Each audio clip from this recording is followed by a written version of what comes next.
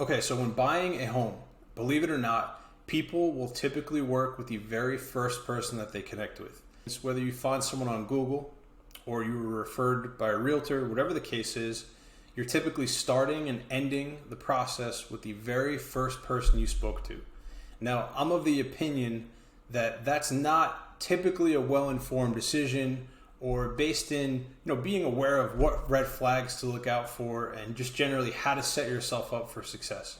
So I think a lot of times that happens more as a result of just effective marketing and sales tactics, and I guess a little bit of the fact that human nature, we are creatures of comfort and familiarity. So no one wants to have the uncomfortable conversation, hey, we're going to switch to a new loan officer, we want to take this another direction. No one's excited to do that type of thing.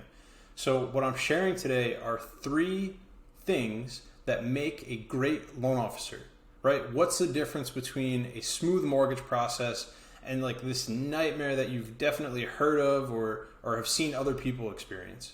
Okay, so number 1 is attention to detail. We are definitely not all the same in this industry, and what I mean by that is you may be connected with a call center employee who's taken 100 applications that day, and these entities are typically not all that invested in your individual success. So what I mean by that is they take 1,000 applications a week, 10% of them work out, which is a very small number, and they're still a highly profitable company. There's no accountability for making sure that everyone has success and that they're putting the right work into guaranteeing that anyone that can qualify to purchase a house truly does, and making it as little stress as possible.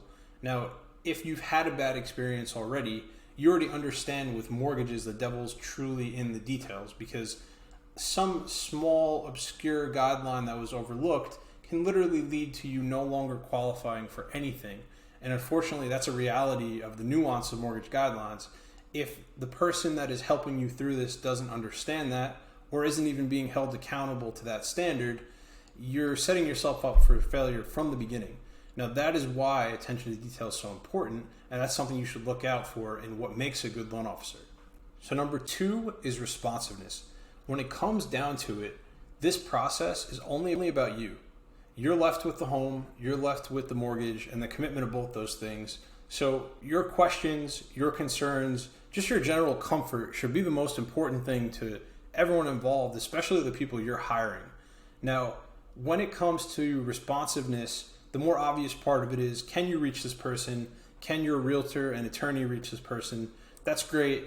But what I'm kind of talking about is a different level of responsiveness. So when you do reach this person, do you feel comfortable asking questions? Do you feel comfortable explaining concerns that you might not have a full understanding of so they can help you work through it and make sense of it? Or do you feel kind of embarrassed or silly to reach out? Do you feel like you're asking dumb questions or something crazy along those lines, as if you're expected to know everything to begin with? But that type of communication, when it comes down to it, if it's not easy from the start, it's not going to get any easier later in the process, especially if something goes wrong. The responsiveness is only going to degrade from the point of starting. Consider the first time you speak to someone, their best foot forward, their best first impression. If that didn't come off great and they don't seem very responsive or receptive to your needs, it's not going to get any easier during the process. So this is another thing that's very important to be a great loan officer. So price and transparency. At the core of this whole process, it's a financial decision that you're making, right? So it's one thing to have the best loan officer in the world, but what's the point if he's offering, or he or she is offering, the worst interest rates or the highest fees?